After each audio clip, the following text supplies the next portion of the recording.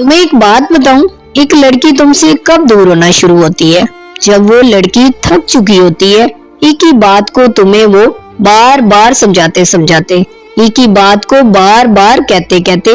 जब वो लड़की अकेले सब संभालती संभालती थक जाती है ना, जब उस लड़की को तुम्हारे टाइम के लिए, तुम्हारी मौजूदगी के लिए, तुम्हारे प्यार के लिए रोज तुम्हें कहना पड़ता है, हर रोज लड़ना पड़ता है। और फिर एक टाइम आता है जब उस लड़की को ये लगने लगता है कि वो चाहे तुमसे जितना भी कह ले, तुम नहीं समझोगे, तुम कभी भी नहीं बदलोगे।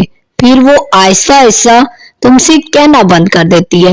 पहले वो बहस खत्म होती है, फिर शिकायत खत्म होती है, और फिर वो एक दिन वो लड़की बिल्कुल खामोश हो जाती है।